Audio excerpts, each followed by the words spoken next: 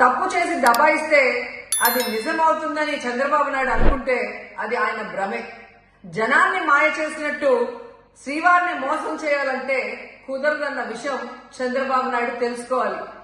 నిన్న జగన్ గారు తన తిరుమల పర్యటన మీద స్పష్టంగా ప్రెస్ మీట్ పెట్టడం జరిగింది. అయినా దాన్ని ఒప్పుకోకుండా చంద్రబాబు నాయుడు తప్పుల మీద తప్పులు చేస్తూ మళ్లీ మాట్లాడతాడు. జగన్మోహన్ రెడ్డి గారు తిరుమల రావడానికి భయపడుతున్నాడు, డిక్లరేషన్ ఇవ్వబడుతుంది కాబట్టి ఎస్కేప్ అవుతున్నాడు అని చెప్పి సూటిగా చంద్రబాబు నాయుడు గారికి చెప్తున్నా. చంద్రబాబు నాయుడు జగన్ గారి దమ్ము ధైర్యం గురించి రాష్ట్ర ప్రజలందరికీ బాగా తెలుసు. నిన్న కూడా ఆయన భయపడేవాడైతే అంత స్పష్టంగా ప్రెస్ మీట్ పెట్టి ఏ విధంగా తన మతం మానవత్వం, తను ఏ విధంగా బైబిల్ చదువుతారు, బయటకు వచ్చినప్పుడు హిందువుల మనోభిప్రాయాల్ని గౌరవించి గుళ్లకు వచ్చి పూజలు చేస్తారు, అలాగే మసీదులకు వెళ్లి ఎలా పూజలు చేస్తారు, అలాగే సిక్కుల్ని గౌరవించి ఎలా వాళ్ళ పూజలు చేస్తారో చెప్పడం జరిగింది.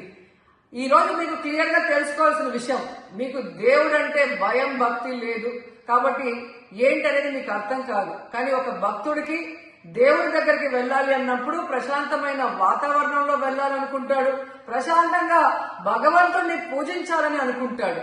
కానీ ఈ రోజు మీరు జగన్మోహన్ రెడ్డి గారు తిరుమలకు వస్తారని అనౌన్స్ చేసిన దగ్గర నుంచి బీజేపీలో కొందరు, జనసేన, తెలుగుదేశం పార్టీ ఎలా అలజడి సృష్టిస్తున్నారో అందరూ కూడా గమనిస్తున్నారు. ఏ విధంగా అలిపిరి దగ్గర మేము అటాక్ చేస్తాం, అడ్డుకుంటామని చెప్పటం, అలాగే వైఎస్ఆర్ కాంగ్రెస్ పార్టీ నాయకులందరికీ, కార్యకర్తలందరికీ నోటీసులు ఇచ్చి జగన్మోహన్ రెడ్డి గారి పర్యటనకి పర్మిషన్ లేదు కాబట్టి ఎవరొచ్చినా అరెస్ట్ చేస్తామన్నట్టుగా భయభ్రాంతులకు మీరు ఎలా గురి చేశారు. అండ్ ఈరోజు కుల రాజకీయాలు చేసి రాష్ట్రాన్ని భ్రష్టు పట్టించడమే కాకుండా మత రాజకీయాలు కూడా మీరు ఎలా చేస్తున్నారో అందరూ కూడా గమనిస్తున్నారు. ఇలాంటి వాతావరణంలో దర్శనం చేసుకోలేము కాబట్టే జగన్మోహన్ రెడ్డి గారు ఏ విధంగా ఆ తిరుమల ట్రిప్ ని క్యాన్సిల్ చేసి తన అభిప్రాయాల్ని ప్రెస్ ద్వారా ప్రజలకి తెలియజేయడం జరిగింది.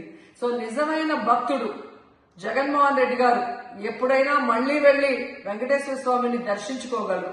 5 సంవత్సరాలు తన తండ్రి మరి ముఖ్యమంత్రిగా వెంకటేశ్వర స్వామికి పట్టు వస్త్రాలు ఇచ్చారు.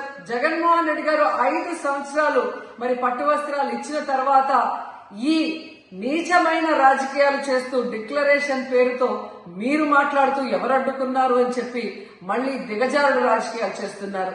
సో భగవంతుడితో పెట్టుకున్న చంద్రబాబు నాయుడు నీతో పాటు ఆడిస్తే ఆడే వాళ్ళందరికీ కూడా భగవంతుడు గట్టిగా సమాధానం చెప్తాడు.